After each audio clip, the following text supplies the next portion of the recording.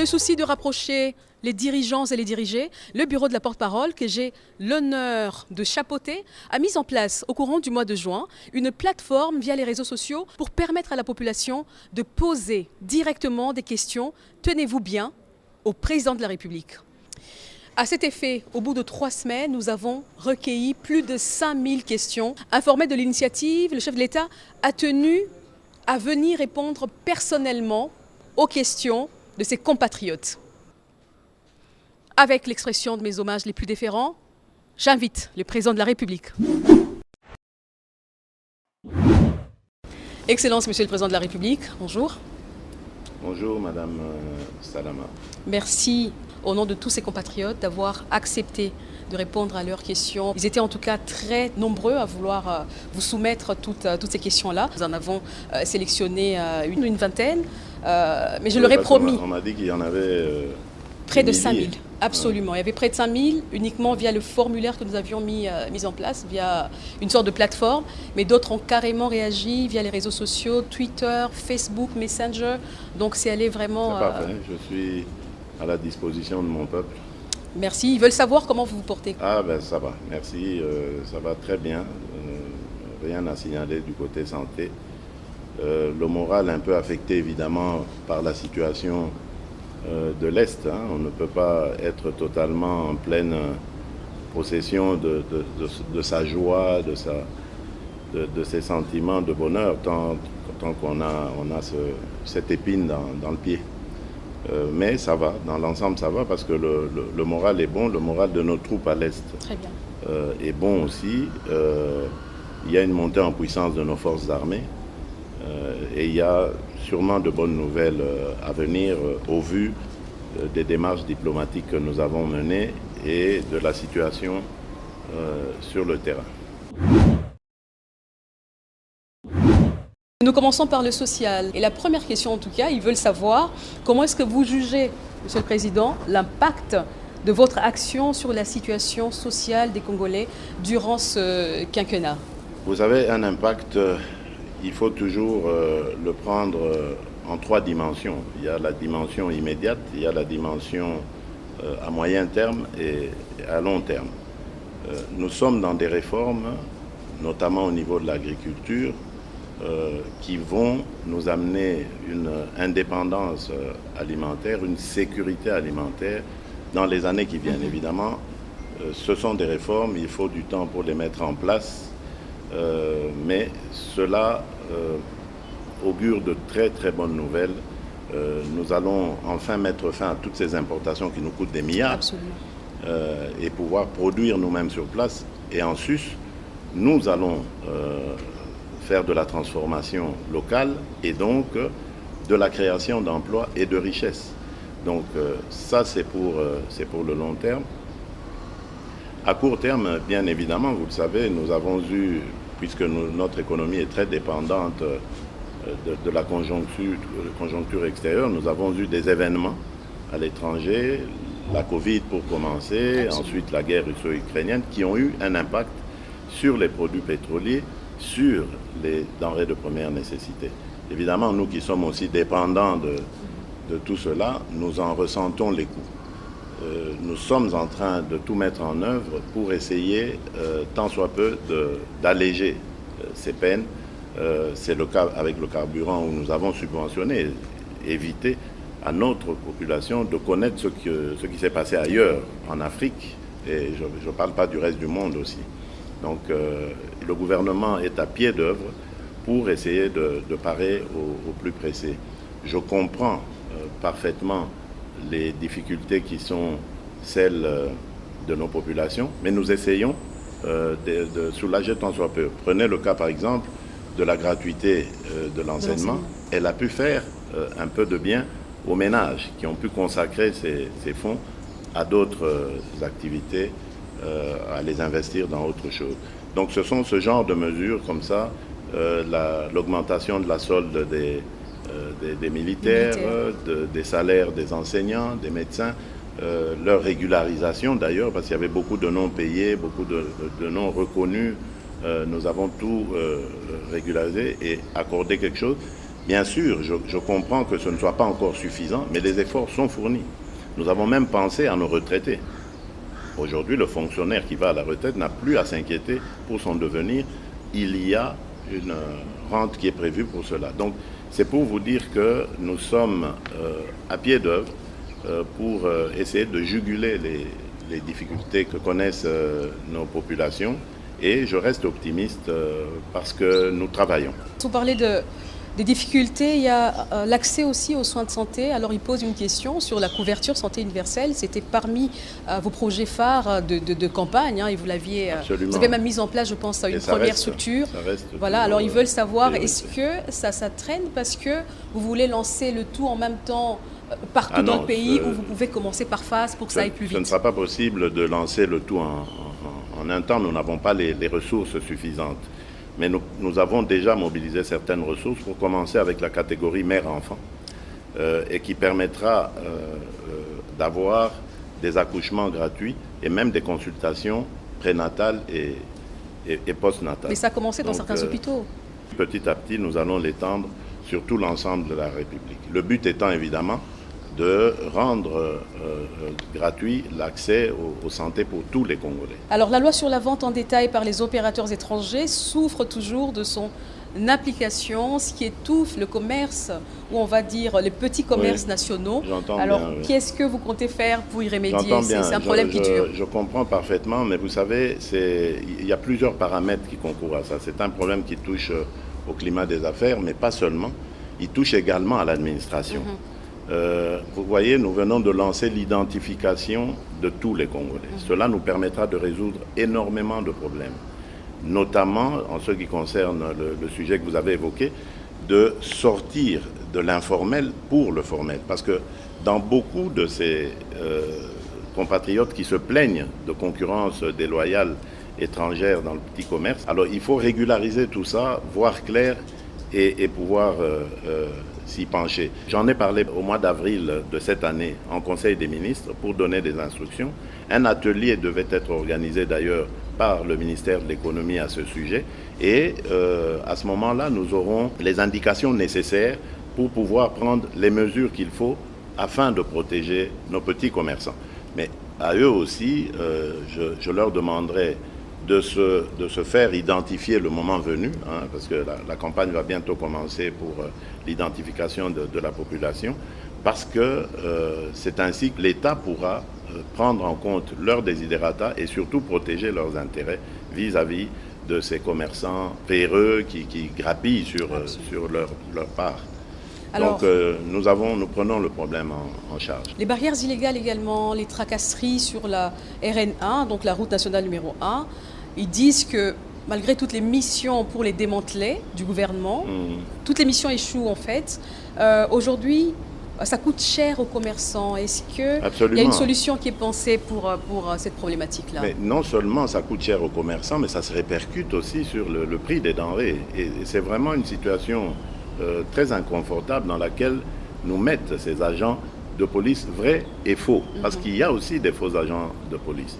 Donc j'ai déjà eu à m'entretenir avec, je pense que c'est le prédécesseur de l'actuel ministre de l'Intérieur, pour que l'on redouble de vigilance, mais surtout d'action, afin de mettre fin à ces tracasseries. Et nous n'excluons pas non plus de faire recours à la technologie.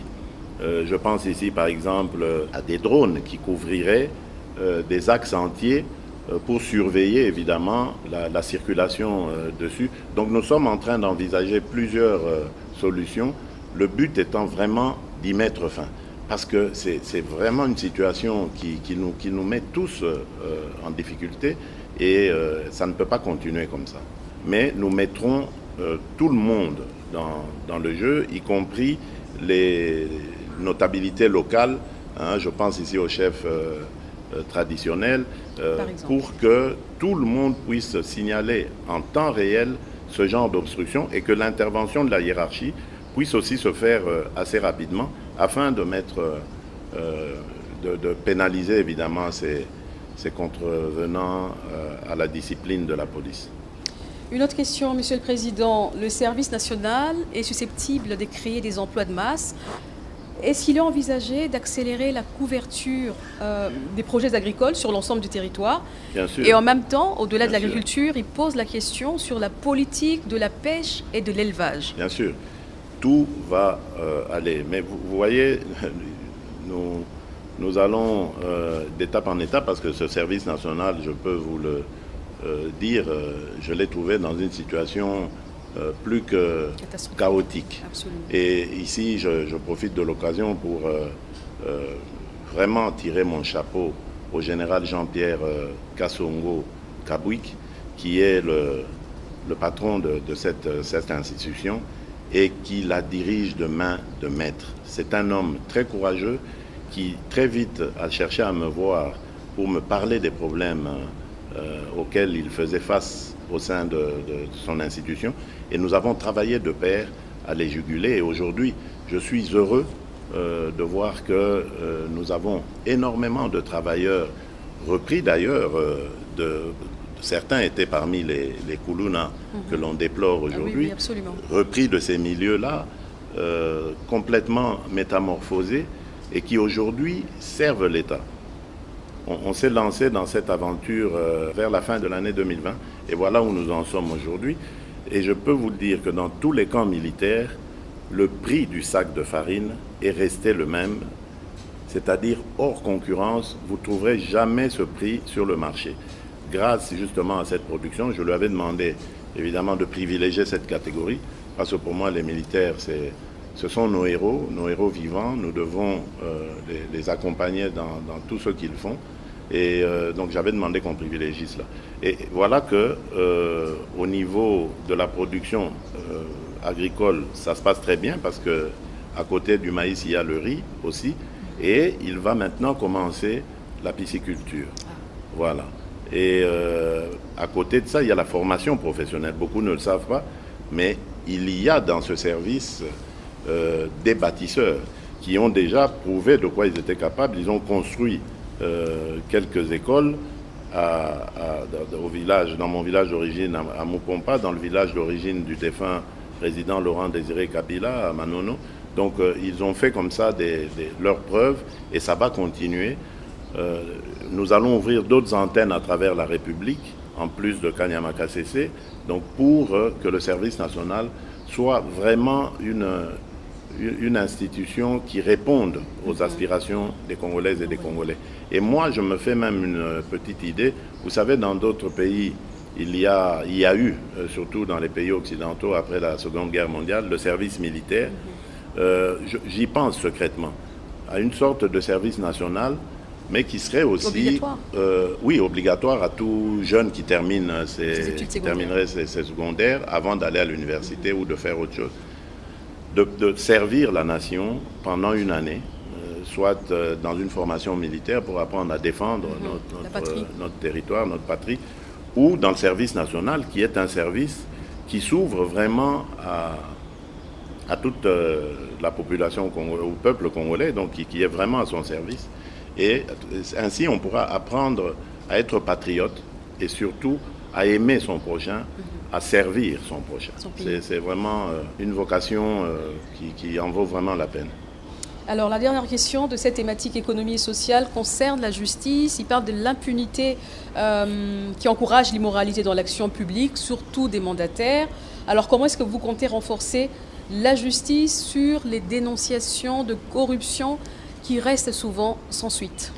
Oui, là je vous dis, je pense que s'il y a un bémol à mettre sur mon bilan, je crois que c'est celui-là. Si il m'était demandé de le faire, je ne suis vraiment pas satisfait du bilan, jusqu'ici en tout cas, récolté dans la justice. J'ai beaucoup compté sur le pouvoir parce que je me dis, comme dans la Bible, c'est la justice qui élève une nation. Malheureusement, dans notre cas, la justice détruit notre nation. J'ai tout mis en œuvre pour essayer de faire comprendre, surtout aux chefs des corps, mon intention, ma vision. Et en fait, ma vision, c'est de dire, voilà, c'est vous qui connaissez votre métier, exercez-le consciencieusement, tel que vous l'avez appris de vos précepteurs. Mais malheureusement, je n'ai pas l'impression que nous sommes toujours sur le même diapason. Et nous récoltons souvent la critique de l'opinion de manière injuste, qui pense que, par exemple, je prends comme ça un cas, lorsqu'on met quelqu'un en prison préventive en attendant son jugement et qu'après on le libère, on pense toujours qu'il y a une intervention de l'État. Madame, je peux vous le dire, devant Dieu, je ne suis intervenu dans aucun cas de ce pays pour demander l'arrestation ou la libération de quelqu'un. Jamais. Parce que je veux que la justice soit indépendante. Moi, je crois que nos institutions doivent toutes être libres d'exercer leur pouvoir sans qu'il y ait de contraintes venant de la hiérarchie ou de qui que ce soit. Et donc je pense ici que cette justice a besoin de réforme. Je viens de vous donner le cas d'arrestation préventive. Sous d'autres cieux, on parle parfois de mise en examen. Pourquoi est-ce qu'on ne le voit pas ici? Au lieu d'arrêter quelqu'un et de le jeter comme ça en pâture dans l'opinion, faire quoi? Parce que dès qu'on arrête quelqu'un, pour le commun des Congolais, il est coupable. Il est coupable. Absolument. Et lorsqu'on le reverra demain dehors, on va dire il a corrompu. Exactement. Ça peut être vrai, ça peut être faux, mais dans tous les cas, ça jette un discrédit sur la justice. Donc il faudrait une réforme. J'ai demandé des études sérieuses là-dessus. Je crois qu'elles sont même prêtes. Dans les jours qui viennent, je vais vraiment faire une sortie avec le Conseil supérieur de la magistrature pour les rencontrer et voir comment nous pouvons mettre en œuvre ces réformes. Évidemment, parmi eux, il y a de braves gens, il y a de braves femmes, il y a de braves hommes, je n'en disconviens pas, mais j'ai l'impression que tout le monde semble être dépassé par la force du mal qui est cette corruption, qui jette un discrédit finalement sur nous tous, parce qu'on pense, l'opinion pense que nous y avons tous à voir là-dedans. Et pourtant, je compte sur la justice, parce qu'il n'y a pas mieux qu'elle pour juguler les antivaleurs qui ont mis à mal notre économie, l'image du pays, etc. Et même pour les investisseurs, pour qu'ils viennent en toute assurance dans ce pays, ils doivent pouvoir compter sur une justice qui est impartiale, qui est objective. Il y a des avancées en justice avec la nomination récemment de plus de 5000 magistrats, 2500 pour 2500 qui seront déjà engagés, là, oui. Et puis des structures qui ont été mises en place pour lutter contre la corruption, notamment l'IGF. Et puis il a commencé à y avoir des arrestations de magistrats, ceux qui n'arrivaient plus. Donc, il y a des magistrats qui aujourd'hui sont jugés pour jugement inique, des choses comme ça. Donc voilà, on peut commencer à espérer. C'est pour ça que je vous dis, moi je ne désespère jamais. Donc il y a eu certes beaucoup de difficultés dans ce domaine, mais je continue de croire que nous sommes humains et nous, en tant qu'hommes, on ne peut que trouver des solutions. On ne peut pas rester sur les problèmes. On doit trouver des solutions, on les trouvera. Alors la deuxième thématique qui a beaucoup intéressé notre population, c'est la défense et la sécurité, comme nous ne pouvions pas prendre toutes les questions. Alors la première, elle dit ceci: en mai 2023 au Botswana, Monsieur le Président, vous avez critiqué ouvertement la force de l'East African Community, l'EAC, à l'exception du contingent burundais. Qu'est-ce qui a motivé le renouvellement du mandat de cette force un mois après le sommet de Bujumbura? Le fait qu'on se soit dit les choses clairement. Critiquer n'est pas rejeter, attention. Donc on peut tous se critiquer. On peut me critiquer mon action. Ça ne veut pas forcément dire qu'on me rejette. Donc vous voyez, il ne faut pas confondre les choses. J'ai critiqué le comportement de cette force uniquement parce que sur le terrain, le contingent ne se comportait pas comme convenu. C'était au moment où le M23 était censé se désengager des localités qu'il occupait pour se regrouper en vue d'aller sur le programme de cantonnement, donc de pré-cantonnement d'abord pour être désarmé, puis cantonnement et ensuite entamer le programme de DDRCS. Et donc j'avais l'impression que c'était lent, c'était pas, qu'il y avait comme des complicités dans les cités où ils cohabitaient, contingent EAC et M23. Le M23 continue à se comporter en terrain conquis, ils percevaient des taxes. C'était inacceptable. Donc j'ai fait cette critique qui a été entendue et je crois que à partir de là, on a décidé de rectifier les lignes. D'un autre côté, il y avait aussi des obligations de notre part, c'est-à-dire qu'il fallait mettre à disposition de l'East African Community un site sur lequel, j'ai parlé du précantonnement, on allait donc effectuer cette opération. Et le site est trouvé, c'est Rumangabo, il faut donc l'équiper, ce qui est en train de se faire, et d'ici peut-être la mi-juillet, tout sera prêt pour accueillir justement ces terroristes du M23, et ensuite on les amènera à Kindu pour les engager dans le programme des DRCS. Alors, à quand le déploiement de la SADC? Et il pose en même temps la question de savoir, est-ce que finalement, avec toutes ces forces en présence en RDC, on aura la force de l'EAC, on aura la SADC qui va se déployer, on a tous lu le communiqué. Et puis, est-ce que ça ne mettra pas finalement les pays en danger? Parce qu'il ne faut pas l'oublier, il y a d'un autre côté les contingents, les différents contingents de la MONUSCO. Comprenons-nous bien. La SADC, parce que bon, les gens ont vraiment cette habitude de vouloir tout monter comme ça en émotion, etc. La SADC, c'est une organisation à laquelle appartient aussi, à laquelle la RDC est membre.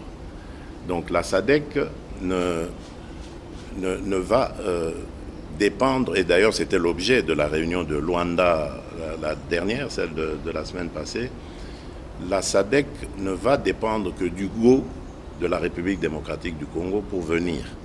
Et évidemment, il faudrait organiser cette mise en œuvre, il faut lever des moyens. Donc vous comprenez qu'on est encore loin du compte. La SADC n'a pas une date précise, n'a pas décidé. Elle va se mettre, comme ça a été décidé à Luanda récemment, au service ou à la disposition plutôt de la République démocratique du Congo, qui, le moment venu, si elle en a besoin, lèvera cette option. Pour le moment, nous sommes engagés dans le retrait et le cantonnement du M23 pour que nous puissions ramener nos populations dans leur localité et que nous poursuivions le processus électoral parce que ces populations doivent être enrôlées. La CENI nous rassure que c'est fort possible de le faire, il n'est pas trop tard, on pourra toujours se rattraper. Donc, rien n'est perdu de ce côté-là. L'essentiel étant d'abord le retrait et le cantonnement du M23. Ensuite, nous verrons. Tout ça, ce sont des questions, des préoccupations des Congolais, je comprends, mais les Congolais doivent apprendre à nous faire confiance. Nous avons jusqu'ici mené à bien ces opérations. Vous avez entendu que les prophètes des malheurs souhaitaient même que Goma tombe. Goma n'est pas tombé et Goma ne tombera pas. Ça, je peux vous l'assurer. Et même, nous reprendrons toutes ces localités et ramènerons tout le monde à la maison, ainsi que la paix qui sera sauvegardée. Alors, il demande au départ de toutes ces troupes, l'EAC, la SADC, est-ce que finalement les FARDC qui sont habitués à être assistés seront-elles en mesure de bien accomplir leur mission? Je vous ai dit ici que les FARDC sont en train de monter en puissance. Nous allons dans quelques mois terminer la formation de dizaines de milliers de recrues qui vont donc venir renforcer les FARDC pendant que les autres seront peut-être relevés et recyclés parce que vous savez que l'une des raisons de nos déboires à l'Est, c'est aussi le fait que ces troupes ont trop longtemps été au front, ont connu beaucoup d'émotions, beaucoup de difficultés, certains étaient blessés, certains ont vu les leurs perdre la vie. Tout ça a eu des impacts psychologiques certains et il faut renouveler cela. C'est malheureusement pas ce qui se faisait de tout temps ici.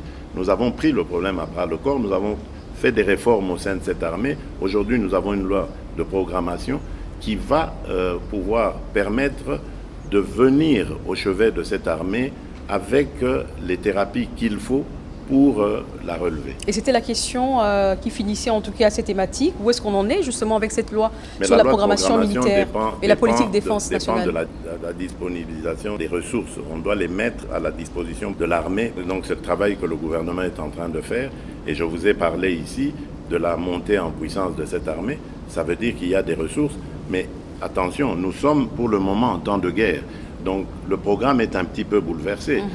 On ne va pas arrêter de financer la montée en puissance, les équipements, la prise en charge des recrues et leur formation, etc., pour rentrer dans une gestion normale de la chose, c'est-à-dire construction des camps, des hôpitaux, et bien d'autres choses, la gestion au quotidien d'une armée. Donc nous devons d'abord faire face à la guerre, la terminer et ensuite revenir dans le sens normal de ce que nous nous étions convenus. Mais aujourd'hui, ce que je peux dire, c'est que les ressources sont là pour pouvoir parer à toute éventualité, et c'est ce que nous faisons. Alors nous passons aux questions sur les infrastructures. La première, c'est d'actualité, je pense, vous venez de Lobito. Alors ils disent, au lieu de construire les chemins de fer de Lobito avec l'Angola grâce au financement américain, notamment de 200 millions de dollars américains, est-ce qu'on ne peut pas financer nous-mêmes les chemins de fer de l'ex-Katanga à Banana ou Boma pour relier l'Est à l'Ouest? Bon, d'abord, il faudrait que je corrige quelque chose. Le chemin de fer est déjà construit. Le chemin de fer de Benguela, Lobito, il est construit, il existe. Et ce qui s'est fait hier à Benguela, c'était tout simplement une mise en commun de nos intérêts, si vous voulez. Ce rail, jadis, à l'époque du Grand Zaïre, ce rail nous servait. À l'époque, on n'allait pas par Kasumbalesa, on n'amenait pas nos minerais par là pour aller jusqu'au Cap et les transporter par mer. À l'époque, tout partait de Kolwezi vers Dilolo et de là en Angola vers le port de Lobito. Et c'est ça qui s'est passé hier. On a réhabilité ce chemin de fer qui était détruit à cause de la guerre en Angola et qui avait contraint la République démocratique du Congo à orienter ses évacuations autrement.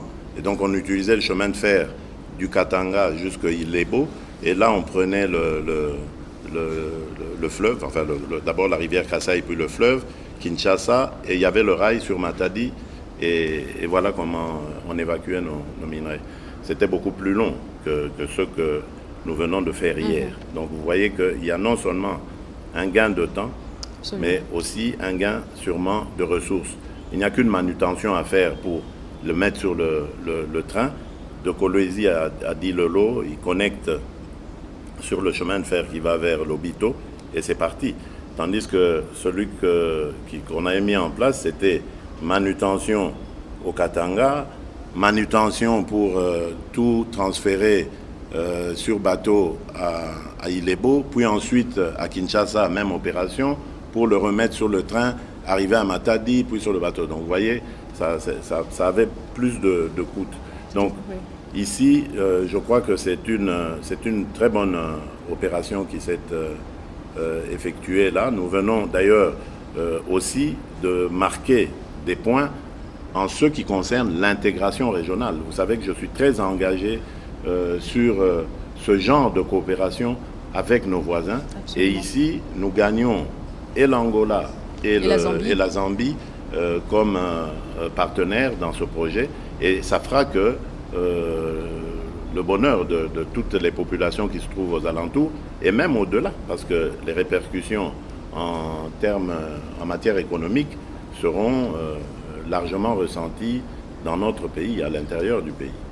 Alors une autre question, Monsieur le Président, est-il possible de construire surtout les routes de dessertes agricoles afin de permettre l'acheminement des produits agricoles et faciliter ainsi les échanges commerciaux, mais là plutôt entre provinces de la RDC? Mais bien sûr, je crois que les gens, nos compatriotes, je pense qu'ils n'écoutent peut-être pas assez, ou c'est nous qui ne communiquons pas suffisamment pour leur faire comprendre ça.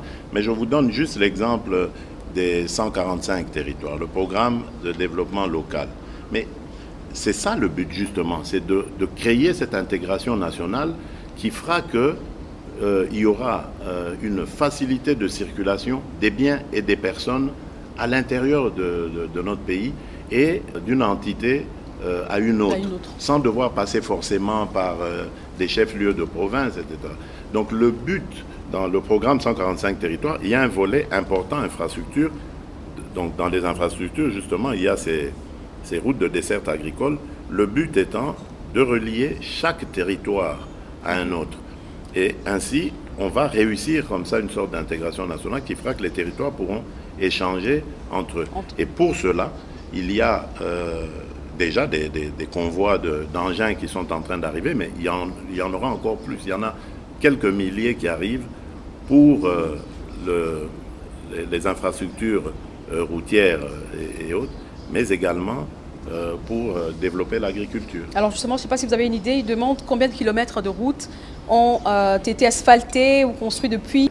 Il y a eu beaucoup de routes qui ont été faites, beaucoup qui ont été réhabilitées, beaucoup qui sont en projet. Je pense à Kalamba-Mbouji, je pense à cette route qui va relier le Kasaï oriental au sud Kivu, je pense à la grande route qui va partir de Beni jusqu'à Kisangani. Donc vous voyez un peu tout ce que nous pourrions avoir à Kinshasa comme retombées agricoles de ces zones très riches en denrées agricoles. Donc voilà, il y a des grands projets comme ça qui sont en train d'être finalisés déjà. Pour celui de Beni Kisangani, je crois que les études sont en train d'être faites maintenant. Celui de Mbujimai à Bukavu, je crois que les études ont été faites, c'est la Banque mondiale qui va s'en occuper. Celui de Kalamba-Mbouji qui part de la frontière avec l'Angola et qui rentre jusqu'à Kananga, jusqu'à relier la nationale 1 qui vient de l'ex-Grand Bandundu, qui passe par Tikapa et qui va vers Mbujimai et autres. Voilà. Donc il y a de grands axes comme ça qui sont en train d'être faits, mais on n'a pas le temps de s'arrêter, comment j'allais dire, de se réjouir de nos petites victoires. Nous devons travailler. Le gouffre est tellement profond, le gouffre dans lequel le pays s'était enfoncé. Nous n'avons pas le temps de célébrer, de savourer nos petites victoires. Le peuple a besoin encore davantage de résultats, de prise en compte de ses intérêts, et nous sommes concentrés sur ça. Alors à quand la construction des grands centres médicaux pour chaque province, mais vraiment des hôpitaux, 200 lits avec des équipements de pointe? Voilà, une fois de plus, là aussi c'est une question de ressources, et nous avons dû faire un choix. Nous avons pensé que économiquement il serait rentable de réhabiliter celles qui sont. Bien que c'est vrai, comme dans le cas du camp Tchatchi, c'était en réhabilitant que nous avons vraiment construit quelque chose de beaucoup plus grand. C'était un petit dispensaire, mais que j'ai voulu voir plus grand, mais rien que pour rendre hommage à nos soldats. Mais ailleurs, c'est de la réhabilitation. Mamayemo, par exemple, vous allez voir, il va être construit un grand complexe.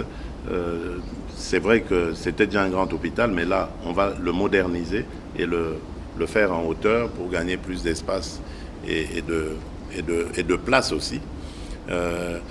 Ailleurs, c'est de la réhabilitation que nous avons faite parce que justement, les moyens ne suivent pas encore.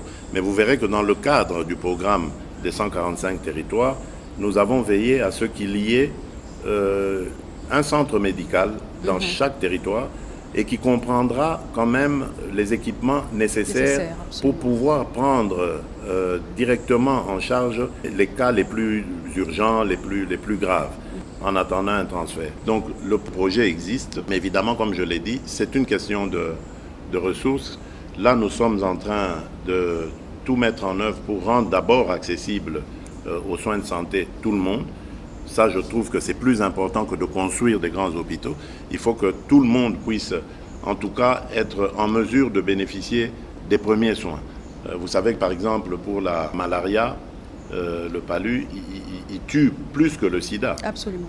Si nous ne protégeons pas nos populations et que nous préférons mettre cet argent dans la construction des grands hôpitaux, je crois que ce serait se tromper de priorité. La priorité ici, c'est d'abord, pour moi, de protéger nos populations, de les mettre en situation de santé adéquate et ensuite voir comment ça va s'améliorer au fur et à mesure. Le Congo est un grand chantier, je l'ai toujours dit. Ce n'est pas aujourd'hui ou demain que ce chantier se réalisera complètement, mais il faut y mettre sa pierre au fil des années, on finira par tout reconstruire. Alors, la dernière question en infrastructure, quelle est finalement votre politique en matière de logement? Est-ce qu'il y a un projet de construction des logements sociaux? Bien sûr, encore là, une fois de plus, le programme des 145 territoires. Le but qui était visé dans ce programme, c'était de ramener tous les, j'allais dire, les cerveaux, passez-moi l'expression, vers les milieux ruraux. Parce que tout le monde, à force de faire face au chômage, la déglingue de ces territoires, tout le monde a fini par migrer vers des grands centres urbains, allant même jusqu'à les encombrer, etc. Et aggraver les situations sécuritaires, professionnelles et tout ça. Donc maintenant, l'ambition que se dote ce programme des 145 territoires est de ramener tout ce monde, en tout cas le plus possible, vers ces territoires. Et donc pour ça, il faut construire des logements décents qui vont pouvoir permettre aux gens, quand ils reviennent des centres, de pouvoir rester dans les mêmes conditions, si pas même dans de meilleures conditions que là où ils se trouvaient au centre, et pouvoir s'adonner de manière beaucoup plus motivée à leurs nouvelles tâches dans ces territoires. Donc oui, il y a un programme qui est compris dans le grand programme des 145 territoires, programme de logement, mais également, à côté de cela, il y en a d'autres. Hein, vous savez que j'ai récemment, dans un des conseils de ministres, demandé à ce qu'on relance, on réhabilite l'industrie de fabrication de maisons préfabriquées qui se trouve à Kisangani, qu'on le réhabilite, qu'on réhabilite cette usine, parce que c'est une usine qui a coûté cher à l'État et qui ne sert plus à rien aujourd'hui, qui peut non seulement créer de l'emploi, mais aussi construire des logements. Donc il y a comme ça plusieurs secteurs dans lesquels nous allons nous pencher pour relancer justement ce logement.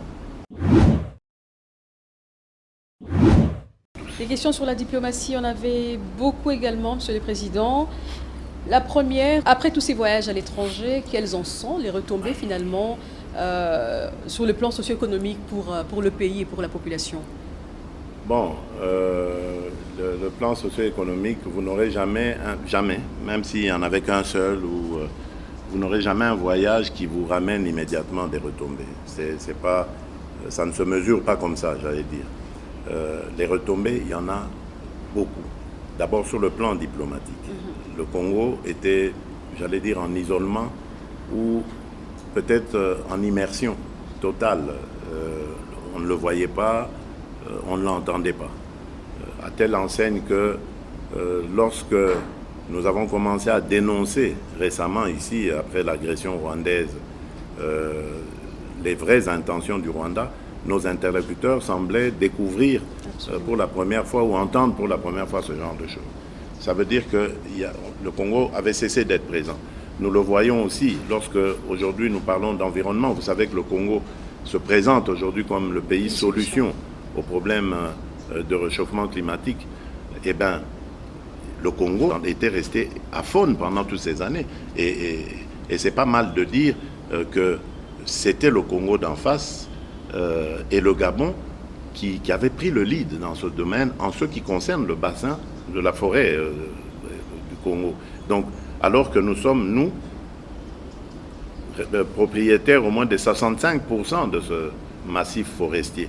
Donc, c'est quand même étonnant que nous soyons restés comme ça, absents de tout ça. Idem pour les minerais stratégiques, grâce auxquels aujourd'hui on va avoir une transition énergétique, transition industrielle.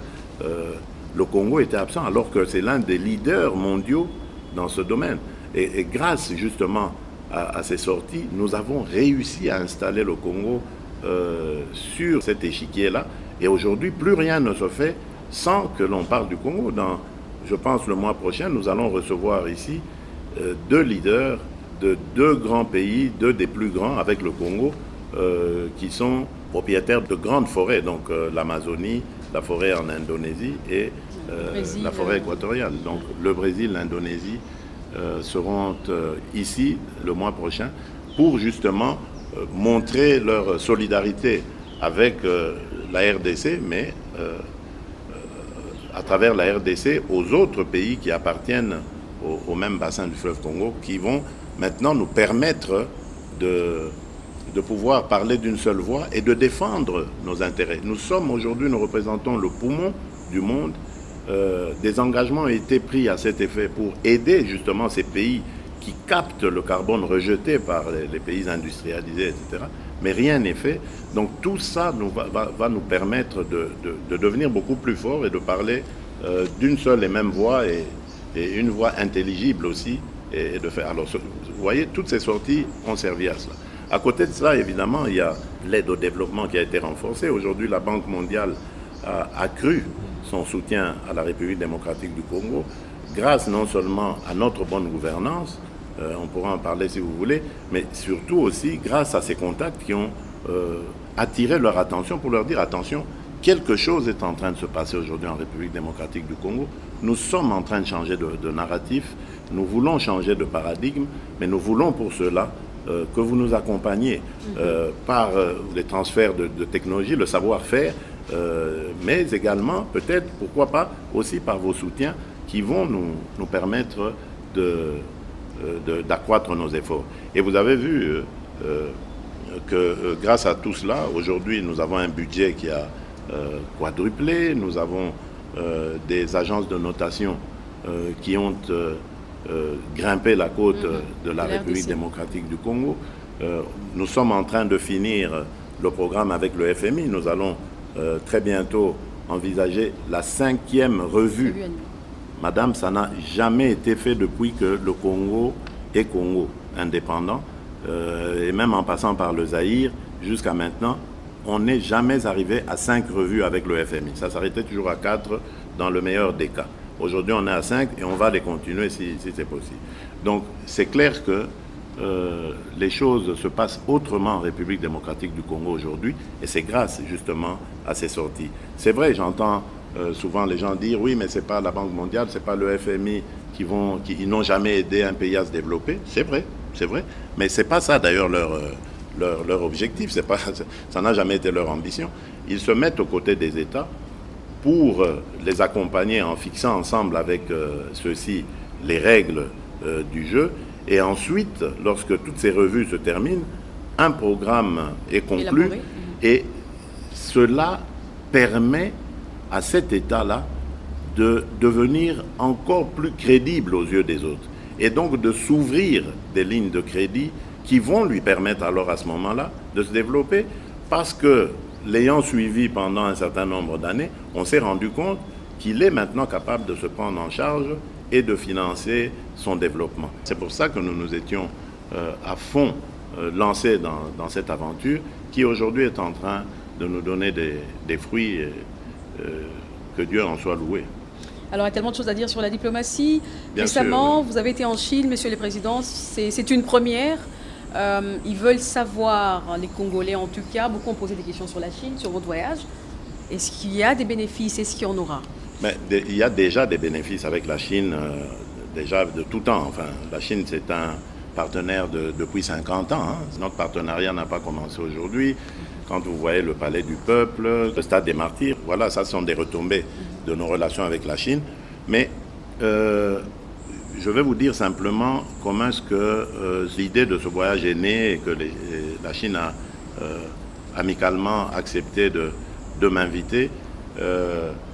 C'est simplement parce que je me faisais du souci au regard de ce que nous avons récolté comme partenariat. Vous savez que depuis quelques années, il y a une sorte de contrat signé avec des entreprises privées chinoises. Absolument. Dont le but était minerai contre infrastructure. Sicomine notamment. Voilà, mais quand on a fait le constat, et l'IGF d'ailleurs est à ce sujet une référence qu'il faut vraiment prendre en compte, et c'est là que j'ai pris en compte, on se rend compte en fait que le Congo n'a rien gagné de tout ça. Au contraire, c'est quelques individus congolais. Et la Chine, elle est restée dans le respect de ses engagements. Elle a eu les minerais comme il se devait. Donc, il s'est passé des choses pas correctes qu'il fallait revoir. Et c'est ce que j'ai fait comprendre à nos amis chinois qui l'ont parfaitement compris. Je leur ai fait comprendre également que la République démocratique du Congo ne veut plus servir uniquement de terre d'extraction. Rester qu'à donner nos terres, à sortir ces minerais pour aller les transformer ailleurs et finalement nous revendre les produits finis encore plus chers. Donc nous perdons complètement. Donc je voulais qu'ils nous accompagnent dans ce que j'ai appelé l'industrialisation de notre pays. Je viens de vous parler ici des minerais stratégiques qui se trouvent chez nous. Donc ça veut dire que les yeux des investisseurs du monde, des industriels du monde sont tournés vers le Congo, en tout cas entre autres nations, vers le Congo. Donc nous devons en profiter. Nous devons jouer sur ça pour que cette industrialisation non seulement se réalise, surtout la nouvelle industrialisation dont on parle aujourd'hui, l'industrie propre, l'industrie verte, qu'elle se réalise en partenariat évidemment avec ces pays, ces grandes nations, investisseurs, et la Chine en fait partie, pour que nous allions dans une sorte de partenariat gagnant-gagnant, que la République démocratique du Congo se retrouve avec ses industries, ses emplois créés, sa richesse créée, et que les partenaires chinois se retrouvent aussi dans leurs investissements, parce que nous allons développer la chaîne de valeur, si pas la totalité de cette chaîne de valeur en République démocratique du Congo, en tout cas une partie importante de celle-ci, quitte à, dans ce partenariat, se retrouver tous heureux. Voilà, alors le message est vraiment bien passé, les Chinois l'ont très très bien compris, nous avons eu d'excellentes discussions et aujourd'hui ils attendent évidemment la prochaine rencontre de la commission mixte pour que nous mettions sur table un plan de programmation de cette industrialisation et à ce moment-là ils pourront dire dans quel domaine ils pourront nous accompagner, dans quel autre ils ne pourront pas. Donc c'était ça le but. Et ce qui m'a le plus fait plaisir là-dedans, parce que vous savez, moi je tiens aux équilibres géopolitiques mondiaux, je ne voulais pas donner l'impression à notre partenaires traditionnels que sont les Occidentaux, américains, européens, que ça y est, nous vous ignorons, nous avons un nouvel ami, tant pis pour vous. Je veux que tout le monde soit intéressé parce qu'il s'agit ici de la stabilité de mon pays. Je veux que ce pays soit stable, définitivement stable, et que nous soyons vraiment tournés vers notre développement. Et voilà pourquoi, dans ce que nous nous sommes dit avec le partenaire chinois, il y a aussi la possibilité, s'ils le désirent, européens et américains, de les approcher, de les intégrer dans ces projets. Et c'est ça que j'ai beaucoup apprécié, cette souplesse de la part des Chinois qui me convient parfaitement. Alors, une question. Est-ce qu'on ne devrait pas rompre finalement, mais complètement, nos relations diplomatiques avec le Rwanda? Vous savez, j'ai toujours eu une approche différente de certains de mes compatriotes que je trouve beaucoup plus, passez-moi l'expression, peut-être extrémiste, enfin, mais je comprends leurs sentiments. Il faut toujours faire la part des choses entre le régime Kagame et le peuple rwandais. Absolument. Le peuple rwandais est un peuple frère. Ce peuple restera toujours aux côtés, en tout cas au Rwanda, pays à côté de la RDC. Absolument. Donc, pourquoi rompre les relations avec ce peuple? Ça n'aura aucun sens. D'abord parce qu'il y a déjà des mariages qui se sont faits, il y a des échanges économiques qui se font, commerciaux qui se font. C'est impossible. Donc, vous le faites, vous condamnez des centaines de milliers, voire peut-être des millions de gens à la famine à cause d'un individu et de son régime. Non, je ne crois pas que ce soit la solution, celle de rompre les relations diplomatiques.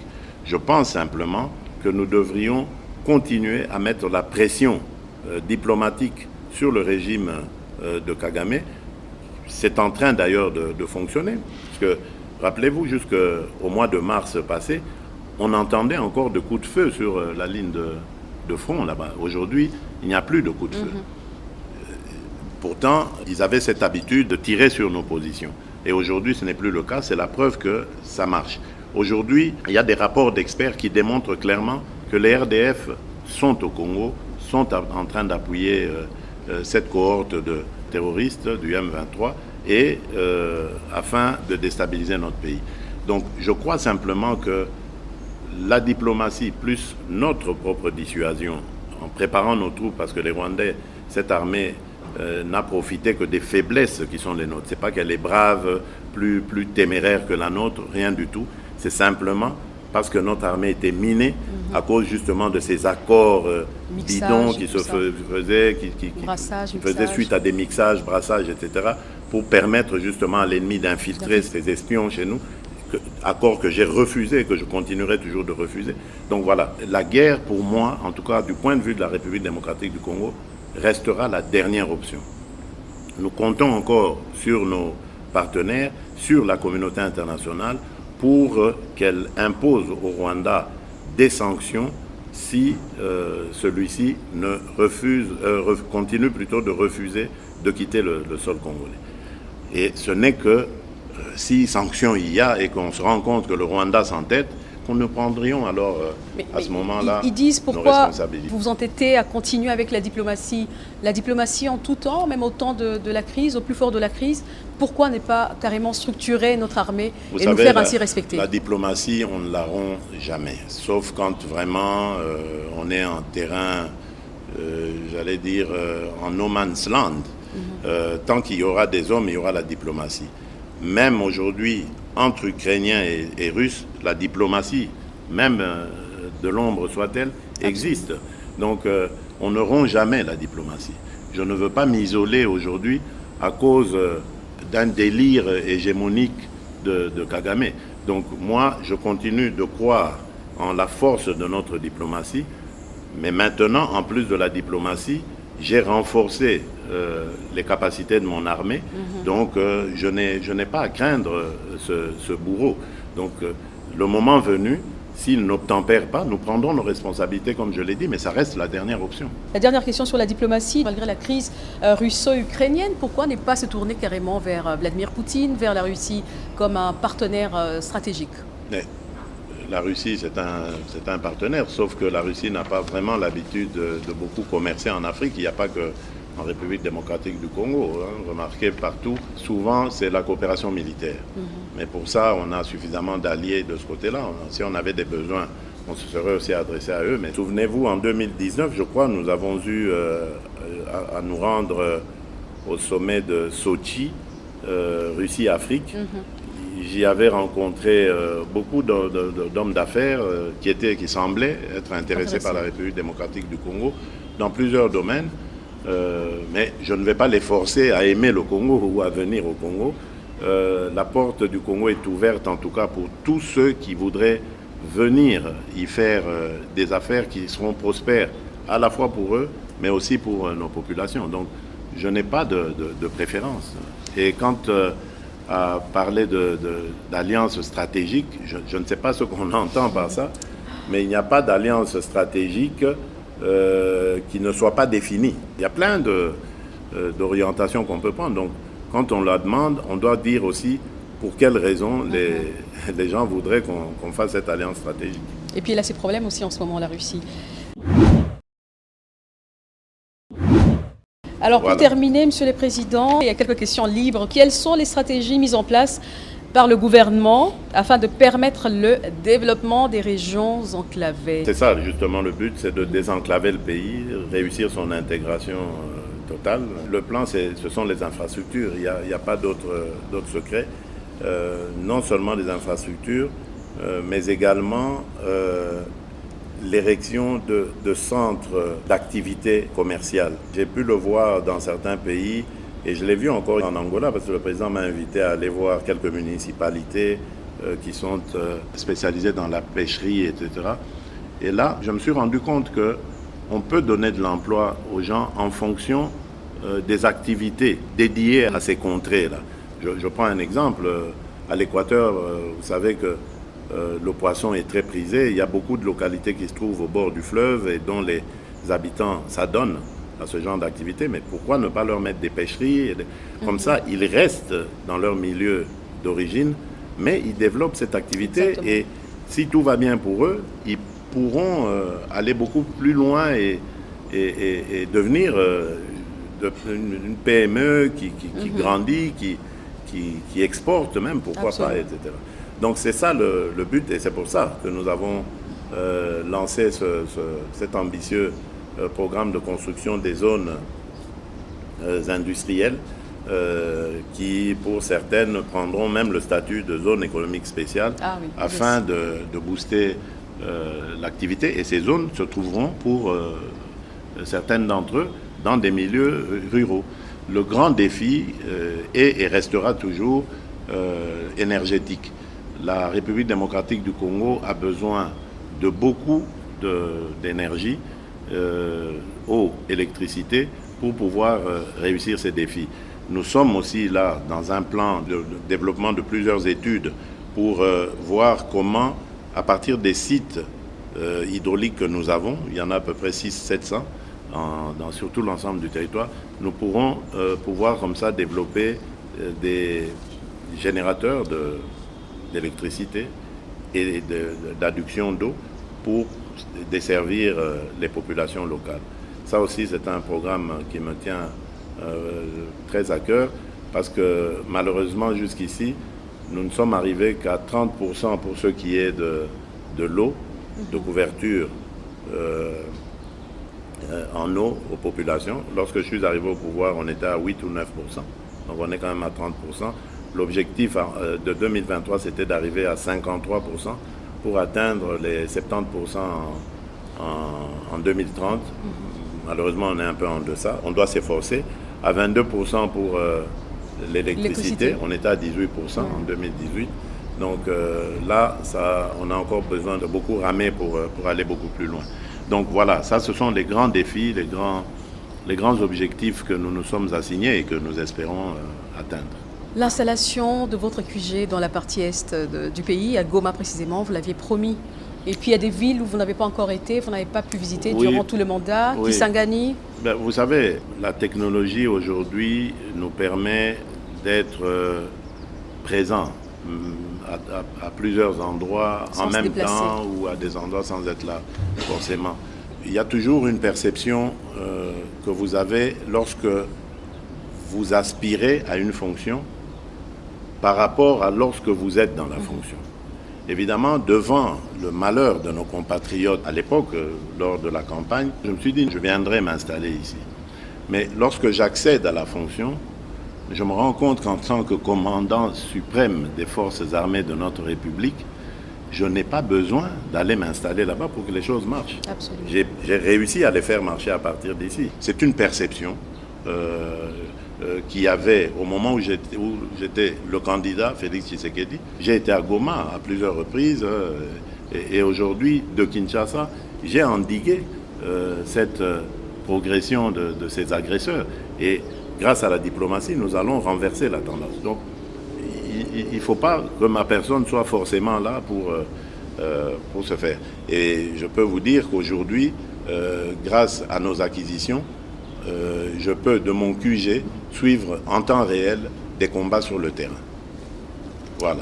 Très bien. Alors, avec le son et l'image. À l'approche, Monsieur le Président, des échéances électorales, la tension monte dans les états-majors politiques. Il vous est reproché d'utiliser des méthodes dictatoriales, répressives contre l'opposition. Qu'en dites-vous? Oui, bon, d'abord, je tiens à vous le dire, je ne serai jamais dictateur. La preuve, c'est que si j'étais dictateur, ceux qui le disent ne seraient pas ici au Congo pour le dire. Hein? Je ne veux pas vous donner d'exemple de pays, mais regardez un peu autour de nous. Hein? Le pays auquel vous pensez, là, je devine. Si un opposant à ce régime peut dire dans ce pays, ou un journaliste peut parler de dictature dans ce pays-là. Bon, voilà. Donc c'est déjà vous dire que s'ils peuvent le dire ici et rentrer chez eux, dormir tranquille, ça veut dire que ce n'est pas vrai. Bon, mais en même temps, il ne faut pas confondre démocratie et anarchie. Absolument. Voilà. Donc, moi, j'ai passé les 3/4 de ma vie à me battre contre la dictature, contre les injustices et pour les libertés. Mais jamais je n'ai pris la liberté d'organiser la déstabilisation du régime que je combattais. Nous avons eu des tas d'occasions d'embrasser la lutte armée. Nous avons toujours refusé cela grâce à la clairvoyance de notre leader, Étienne Tshisekedi, d'heureuse mémoire, qui refusait un tel chemin parce que c'est un chemin parsemé de beaucoup d'inconnus. Absolument. Et preuve en est faite aujourd'hui. Regardez l'AFDL qui est arrivé arme à la main, disant qu'il venait débarrasser le pays de la dictature du maréchal Mobutu, alors que nous étions déjà engagés dans un processus pacifique de démocratie qui nous amenait tout doucement vers des élections. Ils ont mis le maréchal Mobutu dehors, mais ils arrivaient devant une cohorte d'armées étrangères qui a sonné d'ailleurs le début de nos malheurs qui continuent jusqu'à ce jour. C'est parce que l'AFDL était venu avec des armées étrangères ici, qui ont pu même placer un étranger à la tête de nos forces armées ici qui ne le sait pas. Alors, vous comprenez que nous ne pouvons pas nous inscrire dans cette logique. Et tout individu qui viendrait avec ce genre d'intention, mais nous n'allons pas continuer à parler démocratie. Ça, c'est de l'anarchie. Il faut le traiter en anarchiste. Et c'est ça que je disais. Et je ne vais pas le changer. Je suis garant de l'unité, de la stabilité et de la paix de ce pays. Tant que dans un coin de cette République, il n'y aura pas de paix, ou que la paix sera troublée par des individus avides de pouvoir et n'importe quel pouvoir, ils me rencontreront sur leur chemin. Et advienne que pourra, on peut dire ce qu'on veut, moi je me connais, je sais que je ne peux jamais devenir dictateur, parce que je déteste la dictature. Tous ceux qui me connaissent savent que je suis un démocrate rompu. Voilà. Alors, Monsieur le Président, en tant que garant du fonctionnement régulier des institutions, quelles sont les actions envisagées pour décourager la résurgence du tribalisme? Ça, c'est une très très bonne question. Ça, c'est vraiment, ça me fait beaucoup de peine. Et moi, je crois que notre Constitution est quelque part à la base de la résurgence de ce tribalisme. Je m'explique. Depuis que nous avons mis fin au système qui existait à l'époque du impair parti-État, le président de la République nommait les gouverneurs de province et leurs adjoints, je pense. Bref, c'est lui qui s'occupait de ça. Et comme ça se passait à cette époque, généralement, le gouverneur qui était nommé dans une province X n'était pas originaire de cette province-là. Ouais. Et ça a marché. Ça a renforcé la cohésion nationale. Oui. Aujourd'hui, on a laissé aux provinces le soin de s'occuper de cela, avec les lacunes qui sont les leurs. Aujourd'hui, nos provinces sont démunies. Les moindres sommes d'argent qui passent par là, tout le monde veut se les partager. On ne pense même pas à les investir dans le développement de la province. Donc, la course justement à ces petites sommes d'argent fait que ça exacerbe le tribalisme. On doit parler de clan, on doit parler de ceci pour que son candidat gouverneur passe, ainsi de suite. Ça a aggravé les divisions. À l'époque, on réfléchissait, quand on parlait, je prends un exemple, du Kasaï par exemple, Kasaï oriental, on ne voyait pas, quand on parlait d'un ministre du Kasaï oriental au gouvernement, mais les gens s'en contentaient, ils disaient, ah oui, voilà, on a un ministre au moins du Kasaï oriental. Mais aujourd'hui, ce n'est pas le cas. Quand vous parlez de ministre, oui, mais d'accord, oui, mais c'est un ministre du Kasaï, mais il est du territoire de Katanda. Nous, on en veut un pour Kabea Kamwanga. Et c'est comme ça aussi dans les provinces que ça se passe. Et ça, c'est très dangereux. Moi, je suis vraiment pour ça, et je pense, si les Congolais me renouvellent leur confiance, je vais demander à ce que le Parlement revoie cela. Qu'on mette fin, peut-être pas au système des assemblées provinciales, parce qu'il faut quand même une représentation locale, une représentation provinciale, mais que l'on désigne les gouverneurs, comme en France on désigne les préfets. Et hier d'ailleurs, je posais la question à mon homologue angolais, lui aussi, dans leur pays, ils nomment les gouverneurs de province.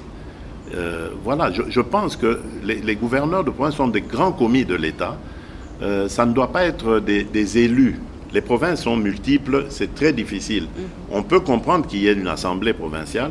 On peut demander à nos juristes de se pencher sur la question et voir comment on peut faire cohabiter ces élus qui vont surveiller la gestion de ce grand commis de l'État, qui doit rendre des comptes, parce que notre Constitution le dit, il est le représentant du président de la République dans la province, il doit rendre des comptes à la hiérarchie, mais il doit être désigné par celle-ci.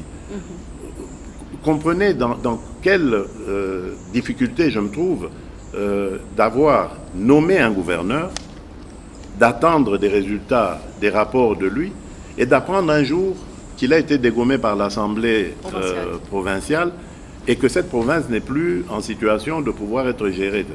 C'est un système qui tue la démocratie, qui tue aussi la gestion de nos provinces, et je crois que nous devons, en hommes avisés, nous pencher sur cette question et essayer de la résoudre de manière à ce que l'intérêt du pays soit mis en avant. Alors, on est en train de chuter. Depuis que vous êtes président de la République, quel a été votre plus grand regret? Et quelle a été votre plus grande joie ou votre plus grande réalisation, Monsieur le Président? Je vais vous étonner par le regret.